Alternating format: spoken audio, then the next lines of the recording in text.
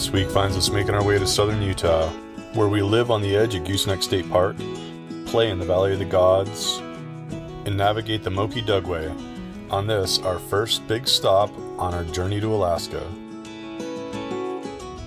After leaving Gallup, we take a right at Fort Defiance and head up through Navajo Nation. All that snow. We descended out of the snow where the horses run free, and then found ourselves crossing the line into Utah. We got to Goosenecks pretty early and had our choice of spots, so picked the best spot right on the edge. So you know you drove down a rough road when? Current view outside my window. Inside getting set up after we just arrived. Stormy's already got his bed and Jason's working on doing a fire. You haven't looked at the view?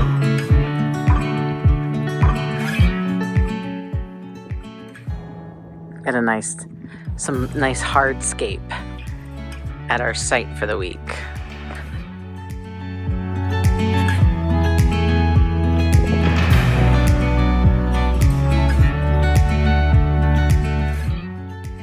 Just walked out to bring Stormy his food for dinner with a view. Hey Jay, what just happened? We hit 100 subscribers! Which is so crazy because yesterday we were at like 64. So this is it, our last bottle of Jake's private stock. A very small batch.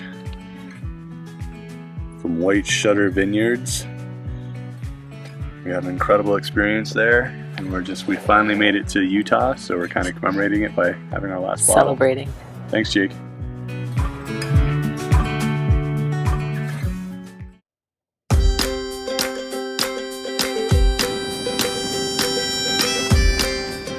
We're taking a little morning detour to just go look through Valley of the Gods, and so far, epic.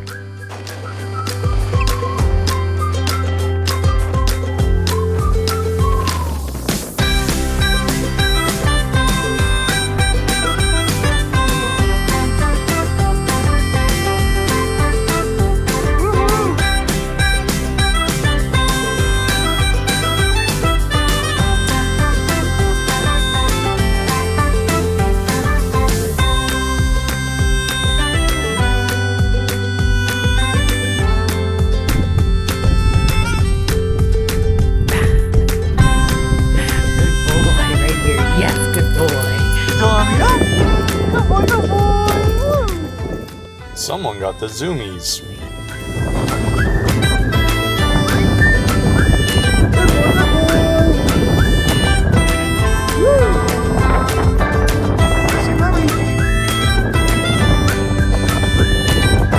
Good boy.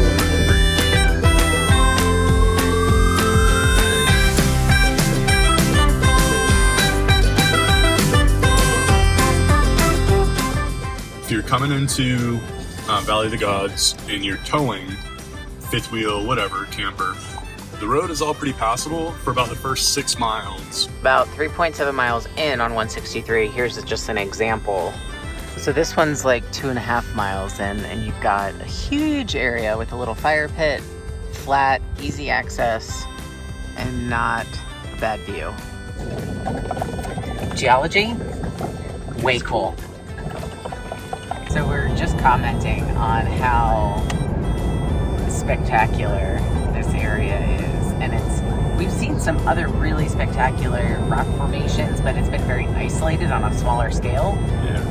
This, oh my god, it's just everywhere you look, it is just 360 degrees of incredible. mind-blowing. So if you're exploring around the Mexican Hat area, and you plan on coming into Mexican Hat for lunch or anything like that, make sure it's not on a Tuesday. Nothing's open. Even though everything says it's open online. Yeah. Locally, it's not open. We tried to get some lunch here, went to 3 different places, all 3 are closed, so we are enjoying sandwiches from 7-Eleven. So we decided nearby out in the Barriers National Monument area, there's a section of the road called, I think it's Moki Dugway, and it is a ton of switchbacks and drop-offs, steep incline. It is an unimproved road. It is not recommended for anyone doing any towing. So we do not have the camper attached. So we're gonna see what this is all about. We saw it on A+K and it looked pretty insane. So yeah, so here we go. This is fun. The videos and pictures will not do this justice, but this is bonkers. Seriously though, if you're driving like a big RV, I know A+K, you guys are awesome, you get it in your van. And I think in most vans it'd be no problem. We're in like 4 high right now, probably don't need it, but it's just peace of mind. Some of the gravel's a little slippery when you're getting on a steep grade, so it just gives us a little extra traction. But like the car just went down the other way, and I think it was a Subaru. Yeah, so, four-wheel drive. All-wheel drive, yeah. But it's like there's no guardrails, there's no real... You have a mound of dirt. Yeah, and you gotta pull over like if somebody else comes in. There's not a whole lot of room, but there's plenty. Just take it slow, and it's an awesome... I mean, the scenery is incredible. Oh, but man, it definitely sometimes... makes your tummy flip a little bit when you look over and see that it's an insane drop-off. It's crazy. Yeah. It's crazy. In the middle of Moki Dugway.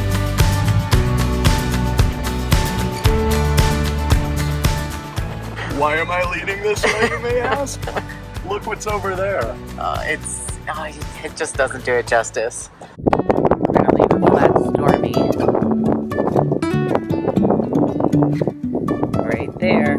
Life is a winding road, no telling where it goes.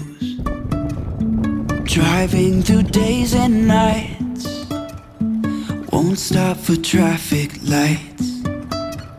And I really wanna know if I'll ever figure out where the road goes.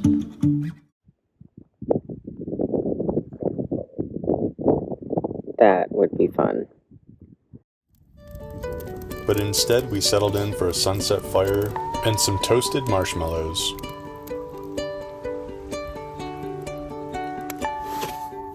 And finished our evening with some puppy snuggles and a beautiful sunset. So doing some planning for the next couple days. We talked to some friends. Thanks Lee and Kelly for the insight. As we were planning to head west in Utah, we were going to head towards Buckskin Gulch and Wire Pass, which we really wanted to do.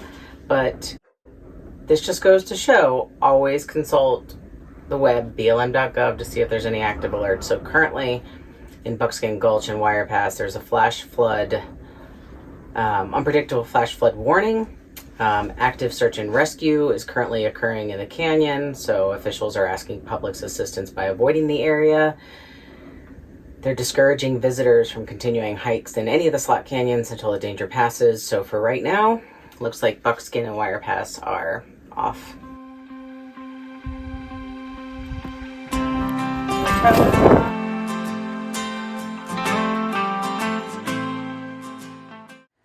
It's almost 11 o'clock. The wind is really, really bad, and unfortunately it's broadside to us. So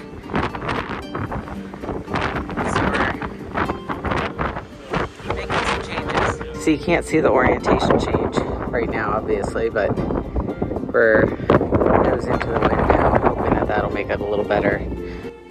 That wasn't fun. However, we could not have done that with the Airstream. I mean, we could have, but it would have taken like an hour.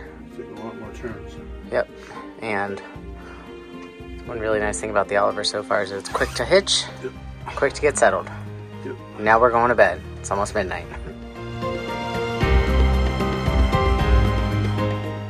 The wind is still whipping. It was supposed to die down by 6, but it's almost 7:30 and it still hasn't slowed.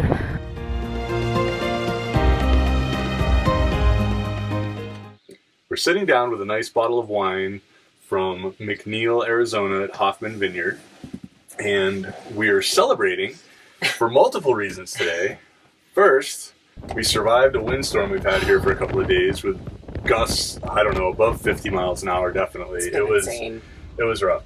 But it's calming down now, and we didn't flip over. We're actually attached to the truck to kind of give us extra ballast. But we also had another milestone where I actually caught up. So I am now just a week behind on our videos. So when you see this will be next week. So I'm jumping in the time machine. Yeah, hopefully I don't get behind again. But I was like 6 weeks behind, and now we're caught up. Yeah. And the other reason, the final reason, which is insane, and thank you all for watching, is we had like 37,000 views on our last video, which is the last one was mind-boggling to me. 38,599 views, and literally, so 48 hours ago, and you saw it in this video. We celebrated. We had 100 subscribers and I think like 380 views on the video, and then the upside down happened. Yeah. I don't know what happened on YouTube, but we are now at, like I said, over 38,000 views, and we have 705 subscribers. So, like, not a big deal compared to a lot of other channels. No. But literally in 48 hours. Yeah. And for us, with zero videography experience, zero editing experience, zero photography experience, we're just out doing this for fun, for family and friends, and all our new friends that we're making along the way. Yeah. So anyway, thank you guys. Thank you. We appreciate you watching. Hit like, subscribe, all that good stuff. I guess that's the YouTube stuff you're supposed to say. Oh my gosh. Here's to the next 6 months on the road. Here we go. Cheers. Cheers. And with that, we hitched up and hit the road. Off to the next. A new place, a new home. For a while, let me feel alive. We'll see you next time at Lone Rock Beach on Lake Powell. Nothing to hold me back. Take my time, just enjoy the ride.